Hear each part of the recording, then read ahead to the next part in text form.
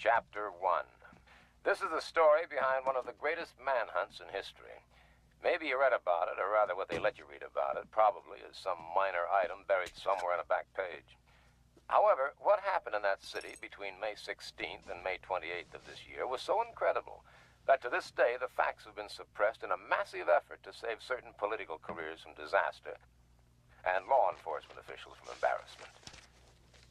This will be the last time I will ever discuss these events with anyone. So when you have finished this bizarre account, judge for yourself its believability, and then try to tell yourself, wherever you may be, it couldn't happen here.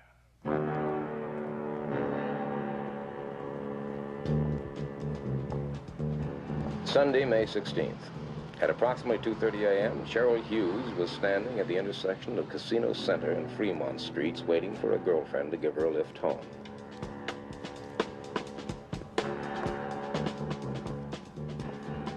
Cheryl Hughes was 23, 5 feet 5 1/2 inches tall, 118 pounds, blonde hair, light brown eyes, swing shift change girl at the Gold Dust Saloon. Cheryl Hughes, tired and hungry, but just mad enough to walk the 8 blocks to her small frame house off the corner of 9th and Bridger. Cheryl Hughes, en route to her doom.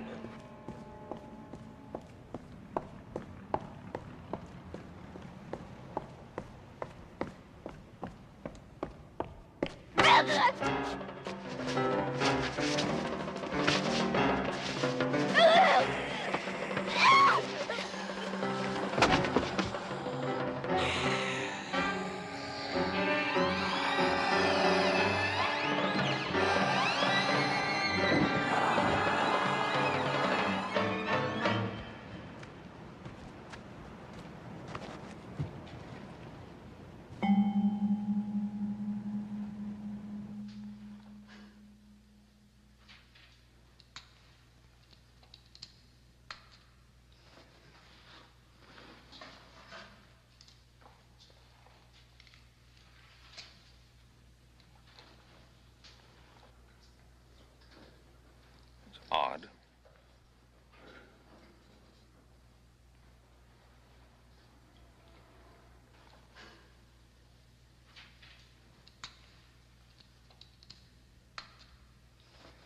No evidence of dependent lividity either. Peel back the chest flap, please. This should do it. It's incredible. Begin the gross work on internal organs. I'm going to phone the district attorney. And don't talk about this to anyone.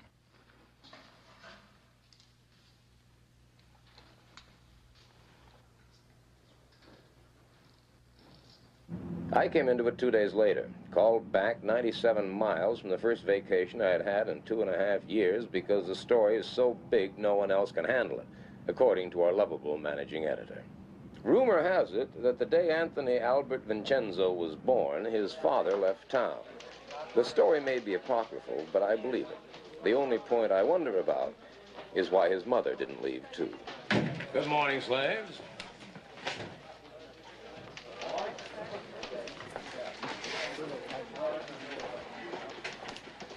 We are not amused. Kolchak, you are on it. A 2-day-old, third-rate murder. You are on it. What about them? They have other assignments.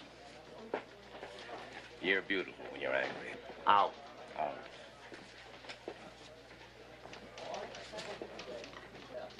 First stop, County General to see one of my most reliable spies. At least he used to be reliable. Hello, Carl. Oh, I thought you were disbarred from malpractice. I thought we were rid of you for 2 weeks. Yeah, so did I. Well, about this, Cheryl Hughes thing. Why does it say officially undetermined under cause of death? Why don't you ask the coroner? Oh, thanks. Come on, you're my spy here. But haven't I kept quiet about all those illegal operations you've been performing in closets? Come on, tell me true now, John. Was there anything unusual about the autopsy?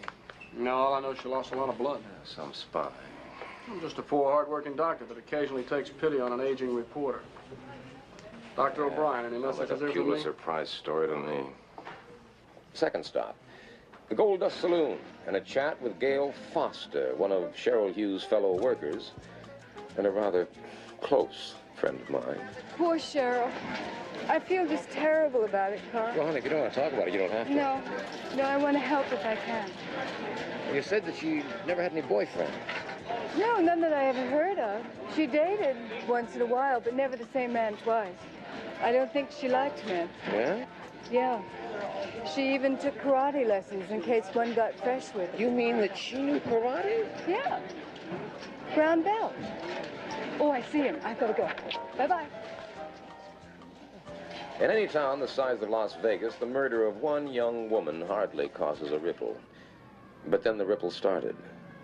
Thursday, May 20th, 7:02 a.m.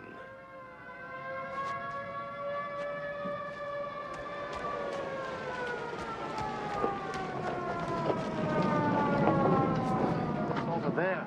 I didn't go down. I couldn't. Okay. Don, take your statement.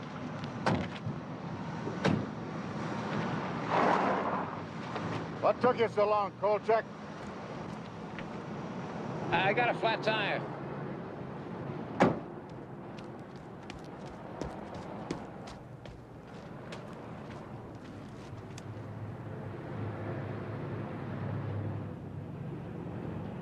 Not a footprint inside. Is that physically possible? If it happened, it's possible. Well, it sure looked like it happened. Now, come on. Bonnie Reynolds, 27, divorced, cocktail waitress at the Harem Room Casino.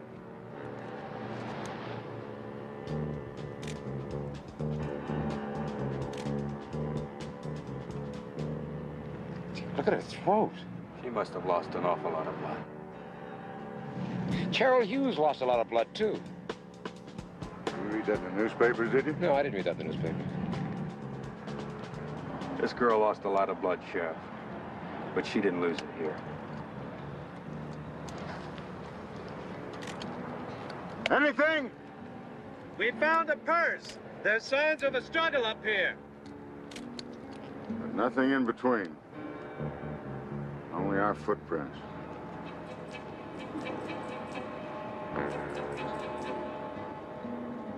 What'd he do, throw her? Who said Bonnie Reynolds was thrown 22 feet into that car? The coroner? I haven't heard about it. Who said this new killing is connected with the Cheryl Hughes murder? The police? Now, to me, they haven't. Who said Cheryl Hughes died of massive blood loss? The coroner again? No, he hasn't even turned in his report yet. And who, may I ask, said that a super powerful madman is running loose in Las Vegas? You hearing voices, Kolchak? I did not make up the facts. Oh, I know your boy.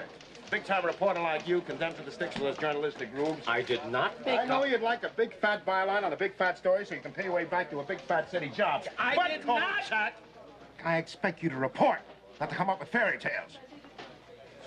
And Kolchak, quit barking the PD. If something turns up, they'll let us know. Meanwhile, use your head and lay off. Whatever they're up to, they don't want any help from amateur bloodhounds like you.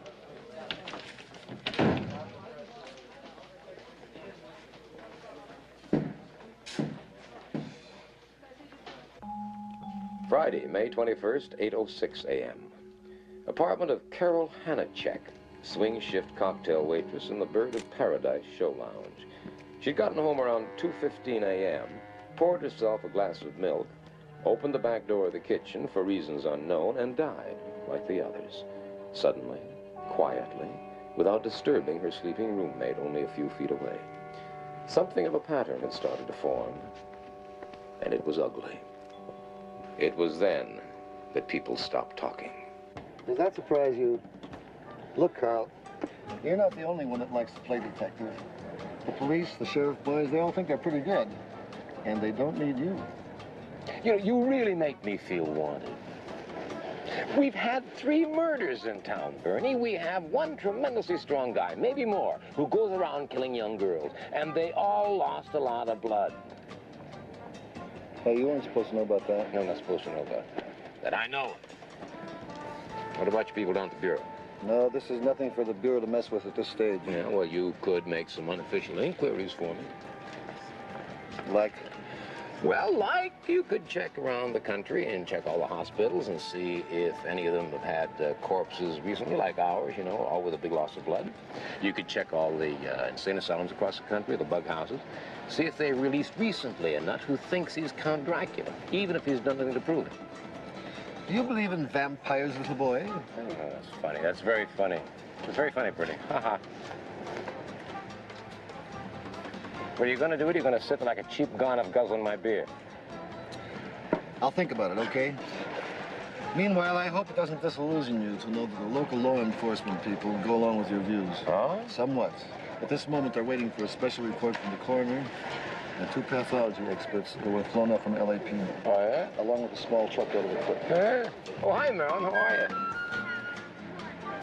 Hey, I like your luncheon place. Yeah. Well, say, if you want to hear the special report, meet me at the sheriff's office. Starts at 6:30. Hey, thanks. Don't thank me, just be there.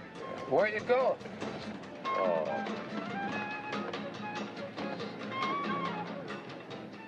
Mr. Kolchak, telephone, please. Mr. Kolchak. Carl Kolchak, telephone, please. Carl Kolchak.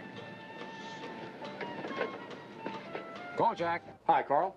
I just thought you'd like to know I heard the Parkway Hospital was knocked over. Yeah, knocked over for what? Cash, drugs, equipment, what? Blood. That's right. Every container in the place. Their entire stock. What about blood type? Seems blood type and RH factor didn't much matter. John. Can't stop now. See you. Yeah, but...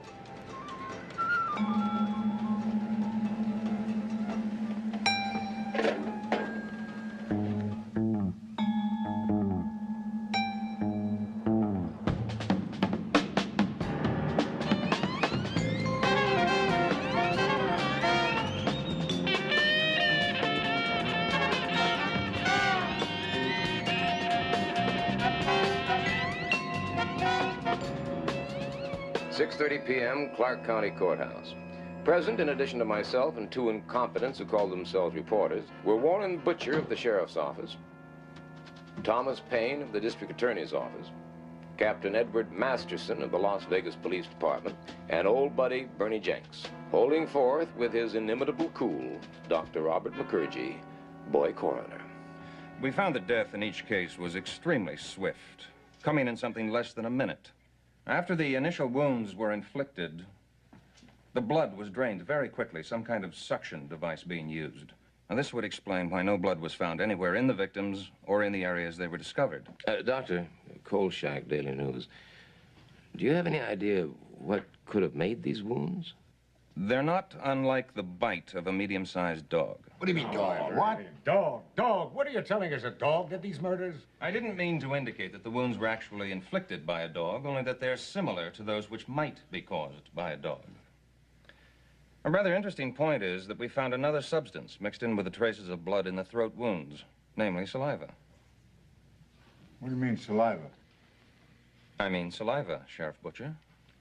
Human saliva.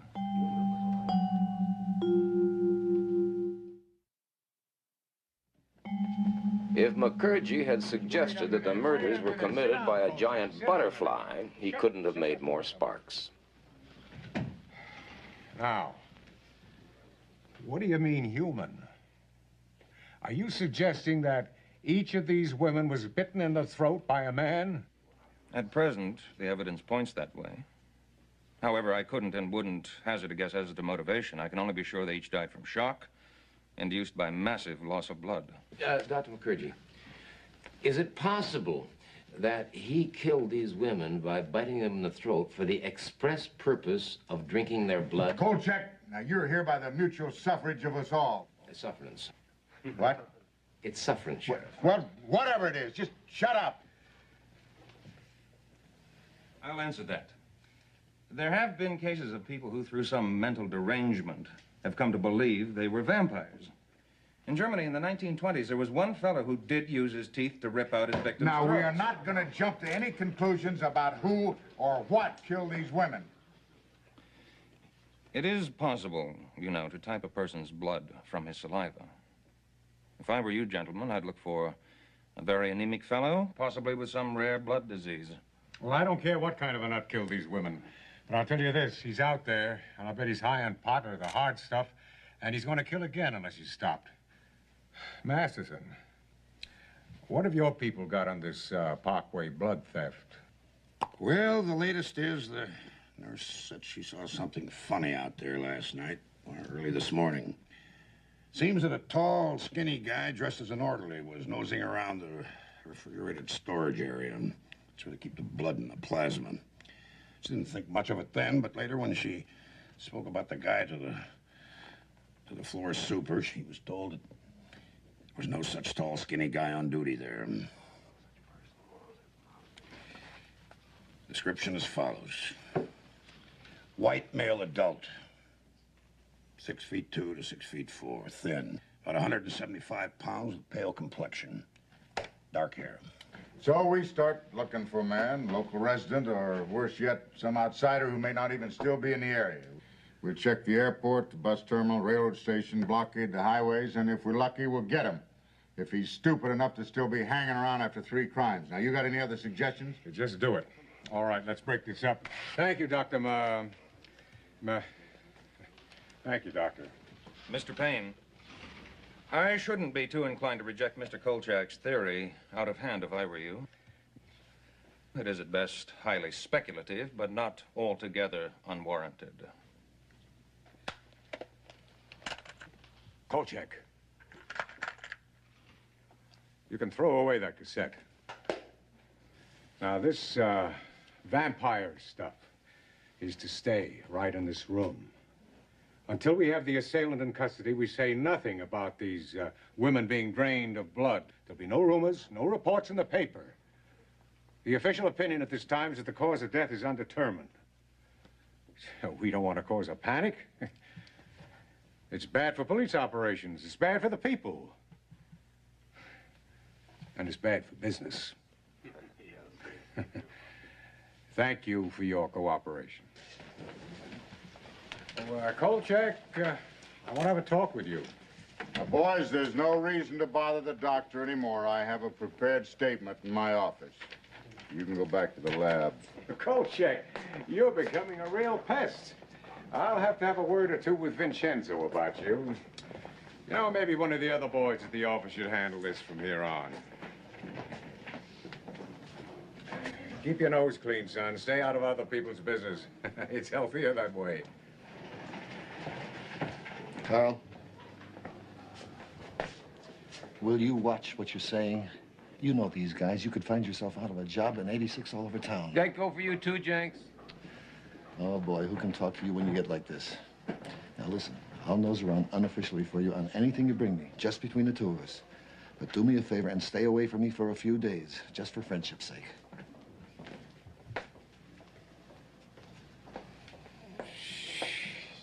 Did I say it was a vampire? Well, what does your suggested headline say? The story makes it clear. Vampire killer in Las Vegas, question mark. Do I misread? The story makes it clear. Do I misread, or did you use the word vampire?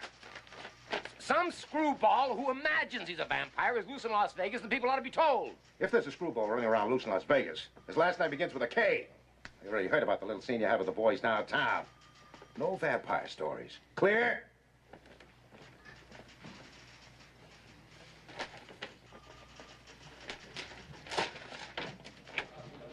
How about a special featurette with a border of roses? An interview with the 2 girl victims in heaven with a celestial choir in the background. Ow!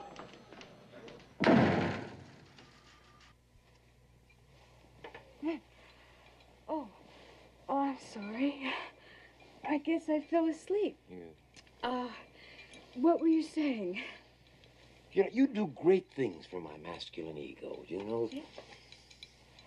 Well, actually, I was saying that I think that Vincenzo has a new sense of a tree stump. It's got to be one man. It's got to be. Big, strong, psychotic. Well, you're certainly making me very glad that I work nights. Oh, well, I told you to quit working nights, didn't I?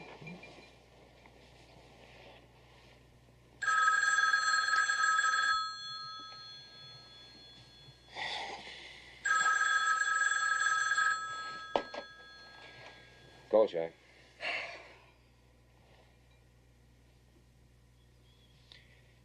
I'm forever in your debt, love. What was that? The killer's done it again. Oh, no. Only this time, he was seen.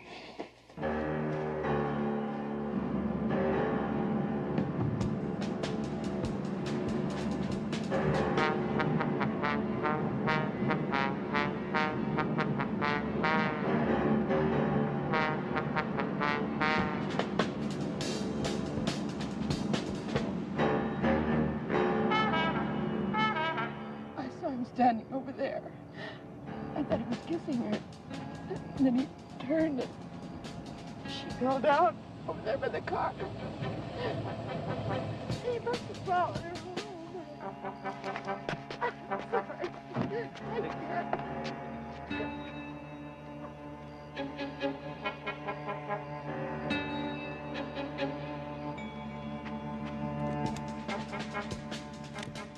Victim number 4. Mary Brandon, showgirl, 25, 5 feet 8 inches tall, 125 luscious pounds. Less the weight of 12 pints of blood, of course. Well, looks like Bella Lugosi's struck again. Knock it off.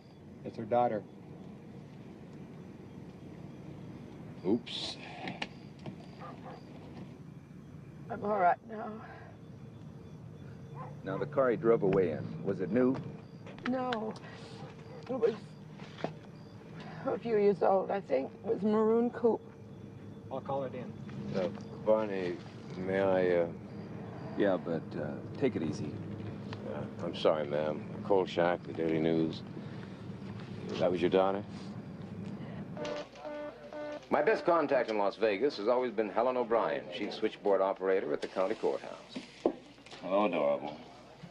You're a sadist. Well, I could take it back. Ah, over my dead, plump body. Listen, you magnificent morsel. The DMV is checking on the suspect's car. Now, you couldn't help me in that area, could you? Of course not. Bribed again. Kolchak? No, Bertie. Come on. How'd you like to see the killer's face?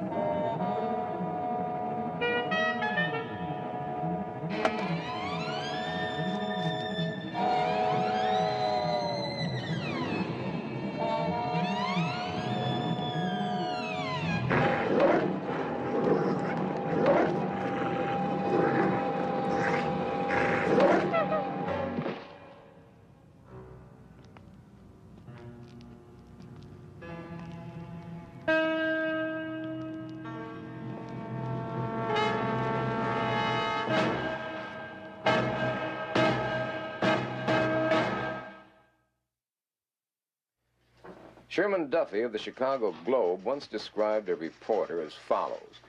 Socially, he fits in somewhere between a hooker and a bartender. Spiritually, he stands beside Galileo because he knows the world is round. Not that it does much good, of course, when his editor knows it's flat. Kolchak. Shelley Forbes has got to be his 5th victim. Look at the way her dog was killed. You'll never give up, do you? What do you mean?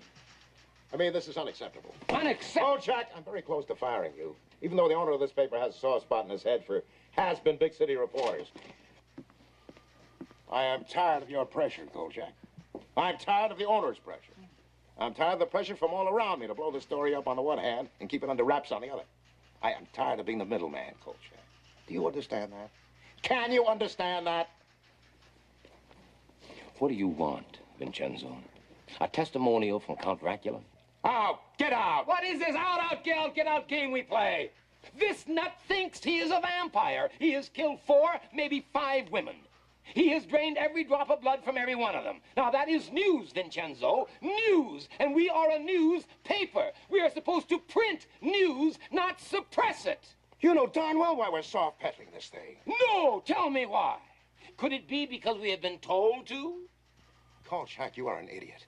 Worse, you're irresponsible. All these murders mean to you is a byline. Well, what the hell difference does it matter what it means to me?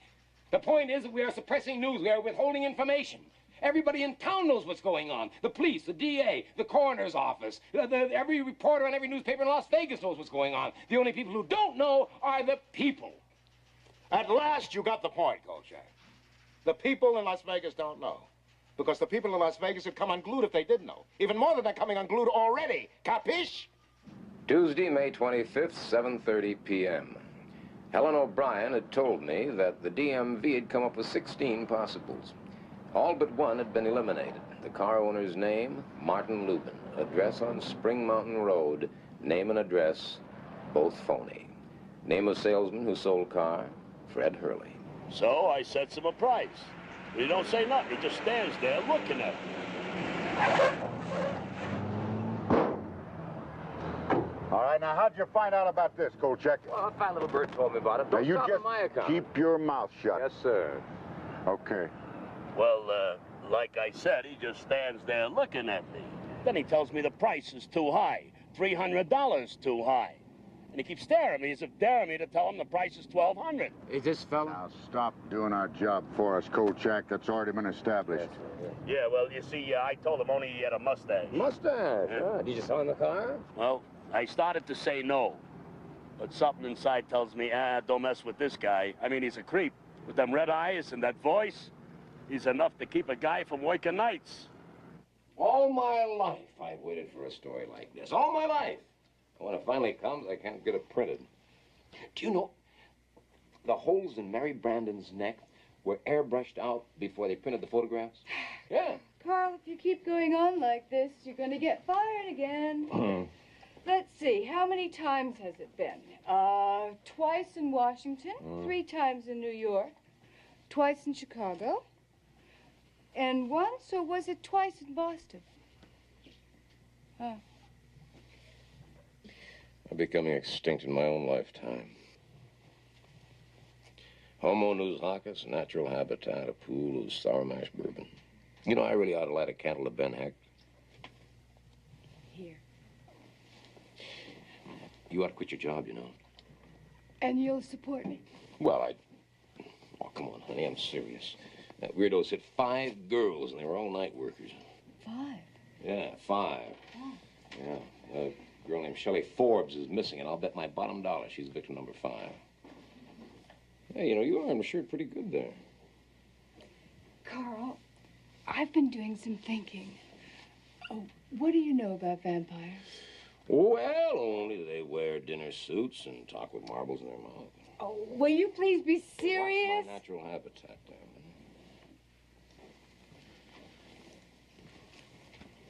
darling. Open it. Oh. Everything you always want to know about vampires, but we're afraid to ask. No, you're going to look at it. Come on, why? Well, what if the killer's a real vampire? Oh, honey, please. I've had a very He's done long everything week. that's in this book. You're going to read it. Yes, all right. I'm going to read it. Ooh, ah. Oh, now, come on. You're a big, tough reporter. You can take it. You might even get a good feature article out of it. That's it. Oh, yeah. Since the beginning of man's existence, there have been creatures of the night, crazed monsters that track the bloody prints through the pages of fact and fiction.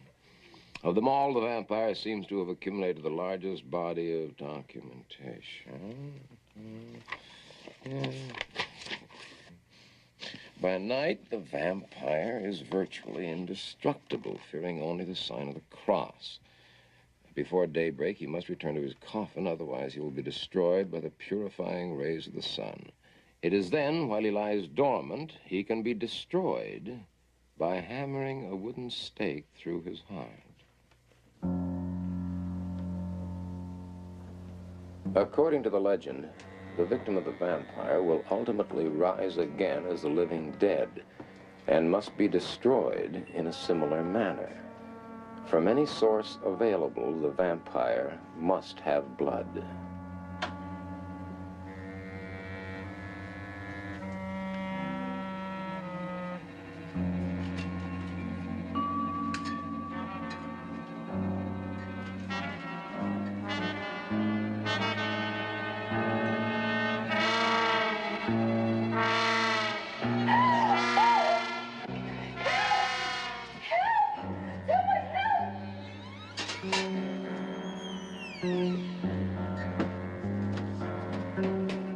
He's in there.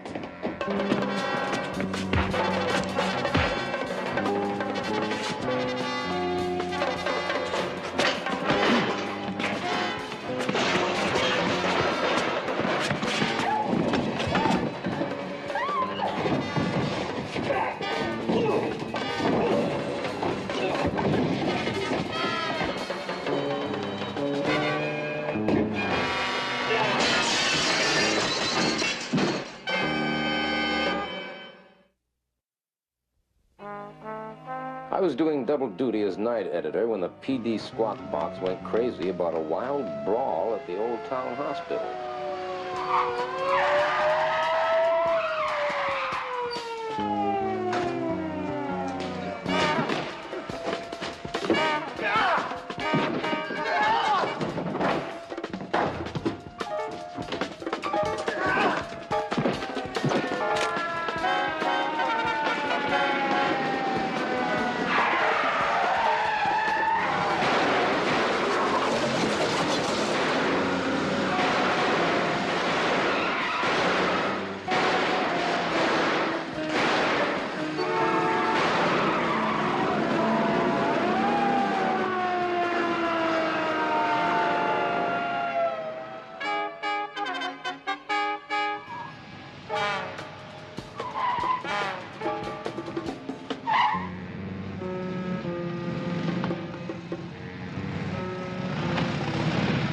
Thursday, May 27th, 8:20 a.m., and things were rolling.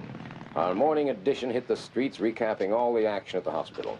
The TV people, as usual, had missed out completely, and the radio stations were literally reading our copy on the air.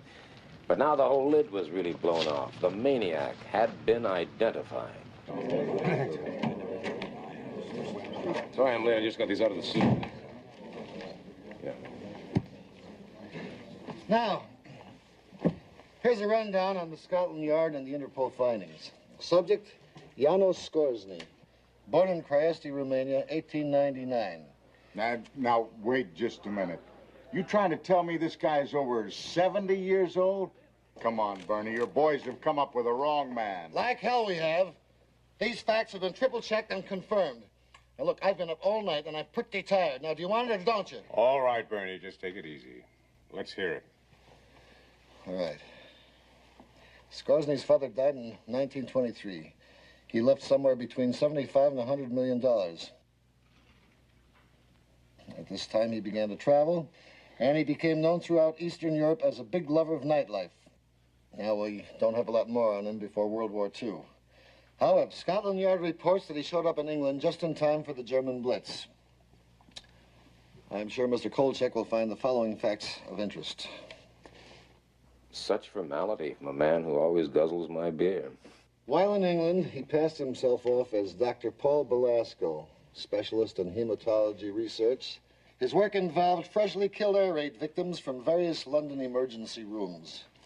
As a matter of fact, at his residence in Shafto Court, he installed several kinds of sumps, tubs, and an extremely large commercial meat freezer. In 1948, he turned up in Canada still as Dr. Belasco, and further checking made his presence known in almost every place along the U.S.-Canadian border where rioting and violence and a number of dead bodies were found. We believe he left Canada for Vegas April 19th under the name of Detective Constable Alan Hensley. Now, because of his British citizenship, he is an international fugitive. So my people are very interested in it. This is no longer just a local matter. Now, gentlemen, the one constant that has shown up in all of our reports is that Scoresney's travels have always been accompanied by a number of unexplained killings, many of which have one thing in common: a massive loss of blood. So, if Scoresney is not the vampire of Mr. Kolchak's theories, he is certainly the suspect of multiple homicides extending back some 30 years. Mr. Jenks, you seem to be running this show. Could I have a minute to say something? Mr. Kolchak, you have the floor. Kolchak, you keep it short. I was at the hospital yesterday, and a lot of things were happening that you just simply cannot explain away. Sheriff, your own men shot at him, some at point-blank range. How come it didn't even slow him down? How come a man over 70 years old can outrun a police car? How come this same man, when slugged in the head, doesn't even bleed? Now, I saw those gashes in his head, and whatever was trickling down from those wounds, it was clear. It was now, this not guy's blood. got a motor mouth. Can't we shut him up? No, let him hang himself. Then we'll finally be rid of him. So far, he has killed 4, probably 5 women. Now, the coroner said that those bite marks on the throat were made by human teeth. He practically confirmed the fact that he actually drank their blood. Now, wait a minute. Whatever the Scoresney may be, he seemed to be functioning as if he were a vampire. Now, you can go on operating as if he were an ordinary man. That's up to you. But I know that the only way you're going to get him is if you proceed under the assumption that he's a real live vampire. Now, the research that I've been able to find... Wait a minute, Kolchak, have you lost your mind? Can you imagine the total blind panic this town would be in if the public were told we were actually looking for a vampire? Not to mention the irreparable damage it would do to the image of law enforcement in Vegas. Ah, that's what it's all about, isn't it? That's it. Boy, I really can't believe that you guys are so afraid of appearing stupid that you'll ignore the only possible way of nailing him. You listen, Kolchak, and you listen good. We'll handle this by ourselves, and without undue public observation. No undue public observation. You've blown it already. Look here. Look what's appeared in my paper today. People are going to be calling for a grand jury investigation. You can't stop the rumors from all over. Sit down.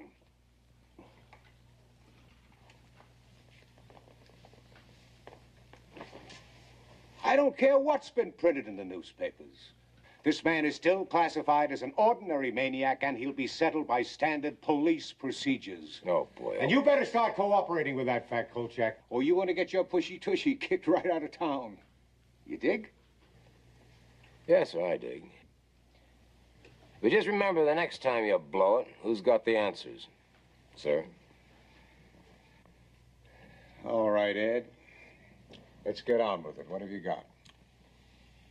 Well, 2 departments combined have 650 men on full-time duty. All leaves are canceled, and everyone's working a 16-hour day.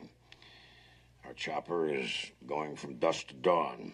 We've got unmarked cars patrolling the casino center and the Strip. All roads are blocked, and we're receiving complete cooperation from the Highway Patrol and the Jeep posse. You got it? Got it. Repeat. What did I say?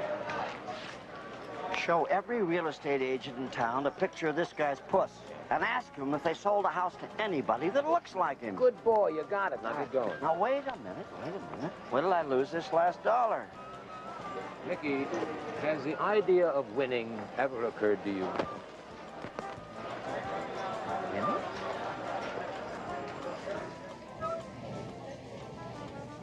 Oh, boy.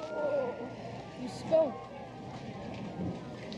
You know, I have a very strange, unhappy feeling that the police are never going to catch his murderer. I also have another very unhappy feeling. Which is? That this case may be even bigger than I thought it was. Bigger? Well, stranger than. I've seen a lot of weird things in my life, love. I have never, ever seen anything like this. You don't tell me that you're finally going to believe? I don't even want to think about it. Car 14, check out the report of the 2 ladies downtown Casino Drive. Code 1033, code 1033. All units units, all units. Janos Skorzeny, spotted in 1969. Green unpaneled station wagon. Intersection OK and Hustles. ID confirmed.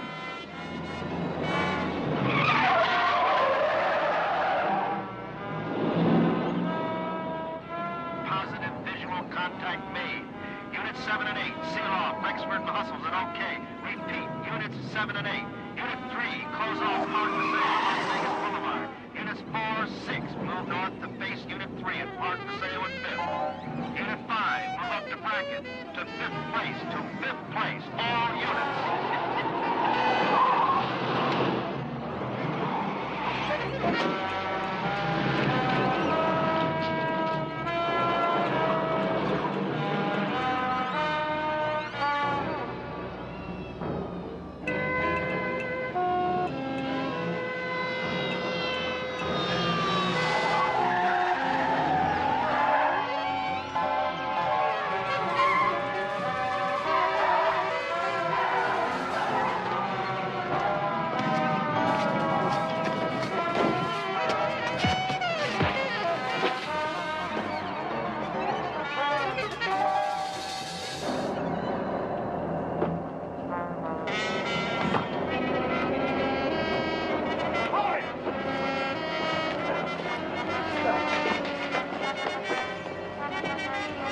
Get up.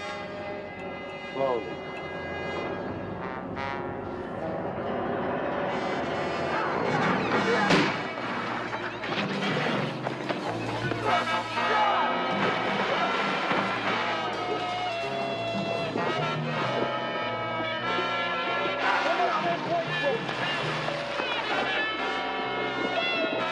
He's holding chambers down.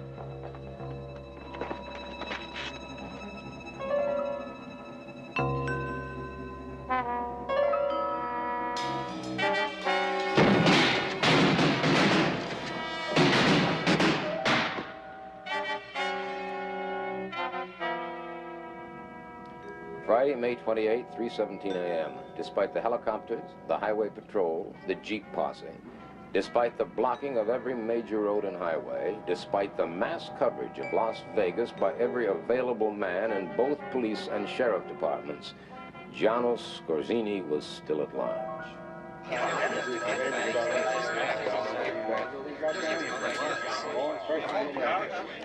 The courthouse conference room had been a scene of chaos for more than 3 hours now. Messages were still flooding in from every outside unit. Every available man who had taken place in the capture attempt was being debriefed. At the hospital, 2 officers had died and a third was hovering on the edge. Reports on them were still coming in as the greatest manhunt in the history of Las Vegas continued in vain.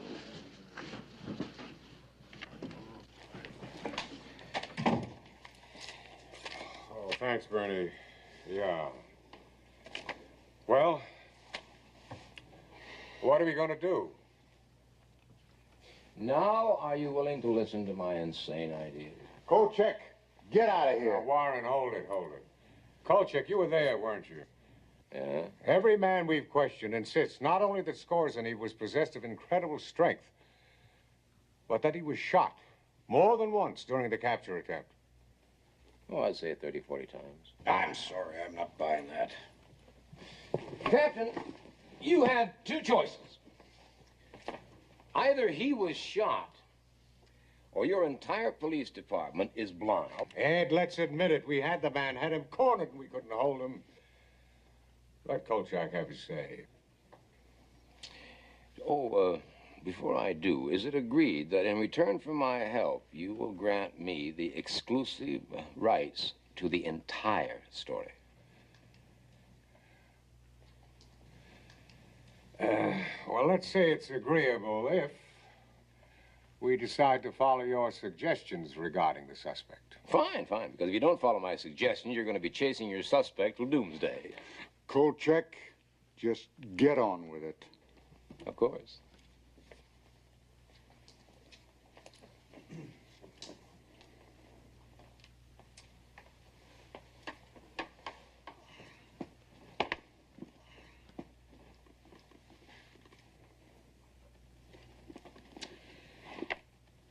Each man in the field is to be issued one of these, to be carried in his pocket.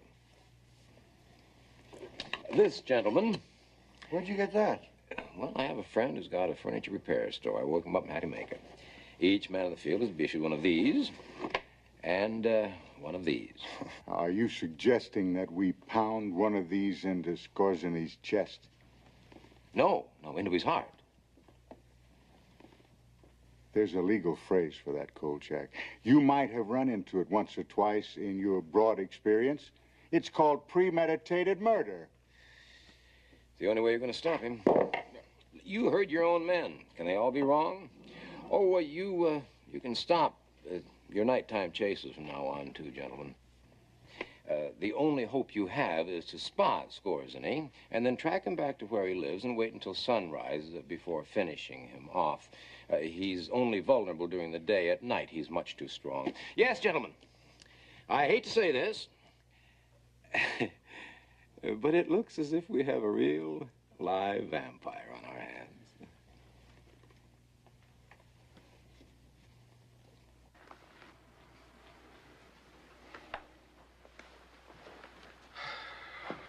Ed. Yes, sir. Warren. Yeah. Tom, I'd like to be in on this, too.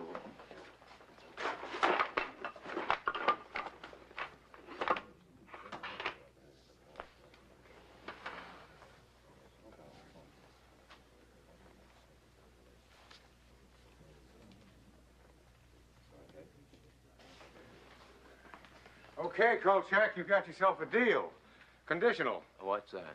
Put you here, we'll issue the crosses, the mallets, the stakes. The one thing he won't do is depart from established police procedures. If feasible, Skorzeny is to be taken alive and held for trial. Trial? That's right, trial. Trial. All right. In return for what? You'll get the exclusive rights to the story. Good. When the blackout is lifted. Yeah. Any other conditions? One more. What's that? If it turns out you're wrong, you're to be out of town in 12 hours. Take it or leave it.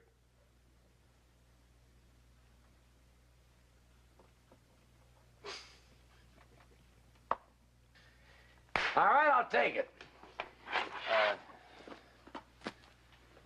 Because I know I'm right. And you know I'm right. Right. Ciao!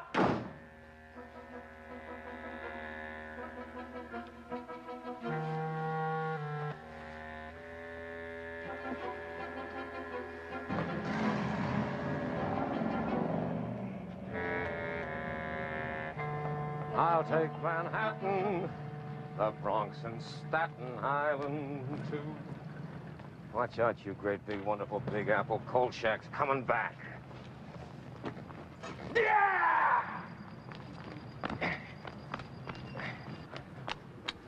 There's Manhattan's coming here. Wait till I get to the rain.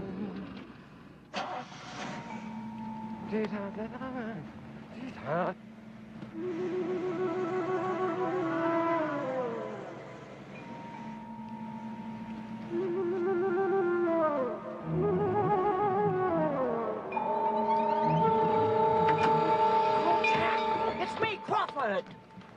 What are you doing driving off with me in the back seat? What are you doing in my back seat? I wanted to talk to you. I saw your car parked here, so I got in to wait for you, and I got sleepy. You got sleepy. Hey, I think I found the house.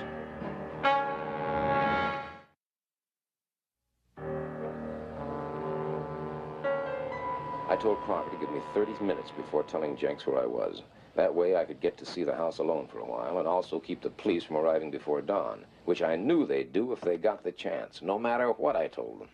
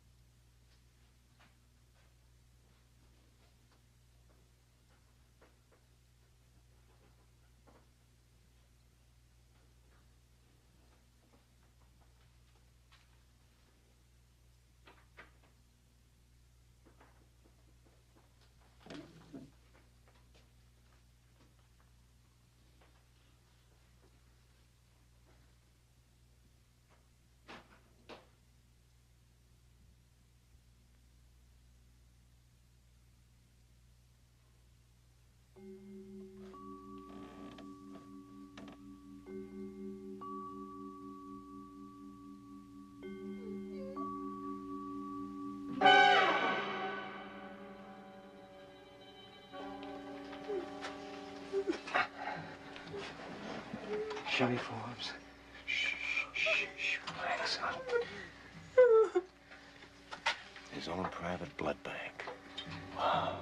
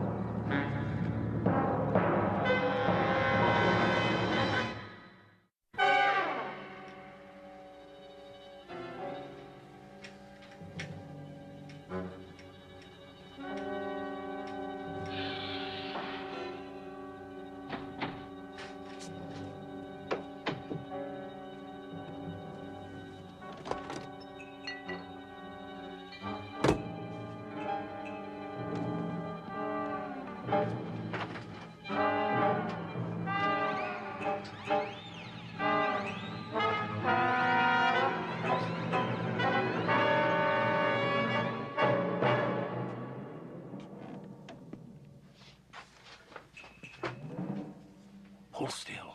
It won't stick.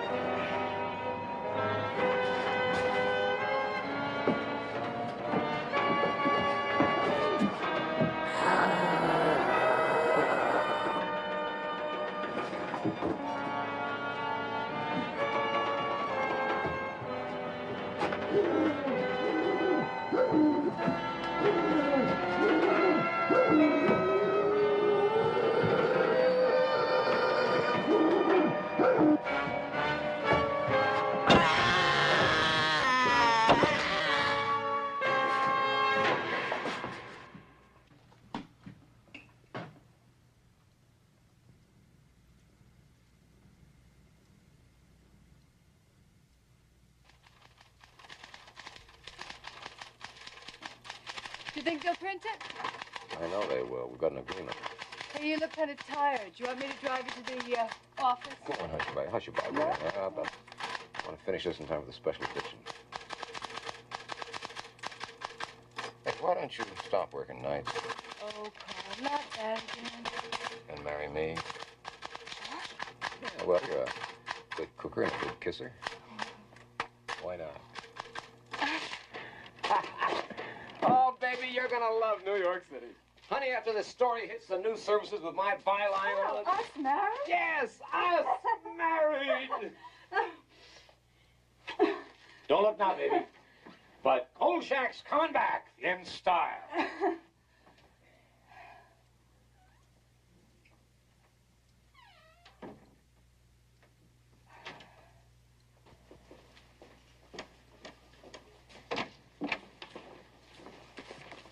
There you are, Vincenzo. And if I do say so myself, it's sensational. I'm sure it is, Carl. You're going to put it in the special edition? Right. Yeah, with pictures. Uh-huh. Yeah, and the news services. Okay, fine. What's got into you, Vincenzo? You sick or something? I think this is all fine, Carl. Fine. Jenks has been trying to reach you. Yeah, what do you want? He wants to see you over at the DA's office. Why don't you run over there now? Yeah. Kolchak. You're one hell of a reporter. Thank you, sir.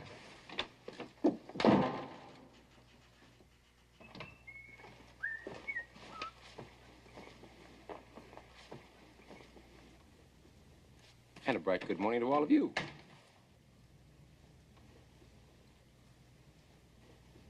Bernie, what did you, Is your name Carl Kolchak, and do you reside in the city of Las Vegas? Well, you know my name's Carl Kolchak. What's going on? Carl Kolchak, you're under arrest on the charge of murder. The state requires that you be informed that you have the right to remain silent. No. Oh, no. No chance. You're not going to pull that one on me. No. Kolchak! You are under arrest.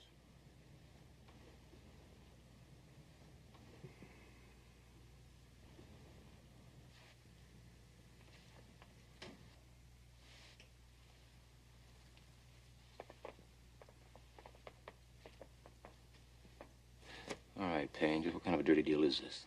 You have a very short memory, Kolchak. A few hours ago, Sheriff Butcher himself saw you actually pound a wooden stake through a man's heart with this mallet. A man wanted for questioning. Questioning, mind you. He hadn't been arrested. He hadn't even been charged. You broke up our stakeout, and after we were kind enough to invite you to go along, you just charged in there in front of us and killed Janos Skorzeny before we had a chance to do anything. Well, you were even ranting and raving about this Skorzeny being some kind of a vampire, and you had to save the world. And that, Mr. Kolchak, is murder one. Now, if you plead insanity, you might get lucky, but I promise you this. You'll be committed to an asylum for the rest of your life.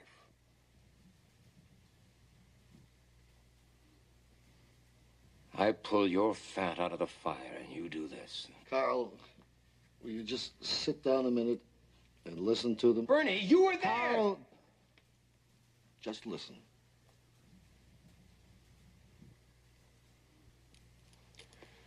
This is your story, Kolchak. It's already being printed. This morning, shortly before sunrise, Las Vegas sheriff deputies under the command of Sheriff Warren A. Butcher, 45, surrounded the home of Janos Skorzeny, a fugitive from a federal warrant, and in a pitch gun battle were forced to kill him. Never. You'll never get away with it. What's to stop me? You're gonna stop yourself, Kolchak. Because if you open your mouth, we'll find you, bring you back, use this warrant, and put you away forever.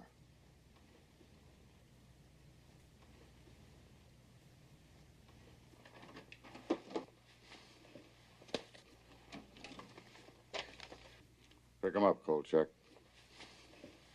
Pick him up and get out of town. Now, we'll take care of your back rent.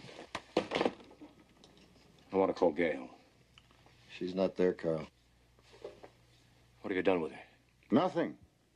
We just asked the young lady if she'd be good enough to leave town. She's an undesirable element, Kolchak, and we don't want undesirable elements in Las Vegas.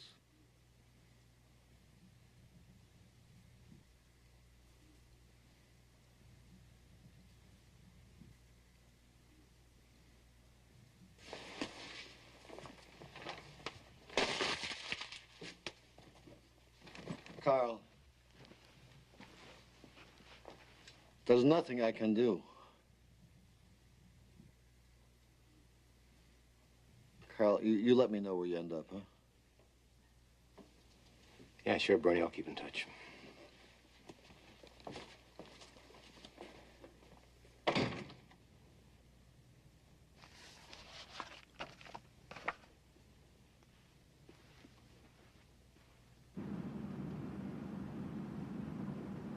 So all the loose ends had been gathered together and tied into a pretty knot right around the neck of guess who. After I left town, I began putting notices in the personal columns of newspapers from San Francisco to St. Louis. Until I ran out of money, that is. So far, I've received no answers, but I'll keep trying, even though I don't think I'll ever find Gail Foster again. Maybe it's just as well. So that's it. The book's finished, and now you'll have to judge for yourself. I must warn you, however, if you try to verify this account, you will find it quite impossible. Item, in Washington, D.C., there was no longer a file listing the suspect under his true name or any of his alleged aliases. Item, in Las Vegas, all of those who were involved have either left town, aren't talking, or are dead. I haven't had a decent night's sleep since all this happened. And now you might find it difficult, too, because there is still one fact that cannot be buried. After the death of Janos Skorzeny, he and all of his victims were immediately cremated. Why? Remember the legend? All those who die from the bite of the vampire will return as a vampire, unless destroyed first.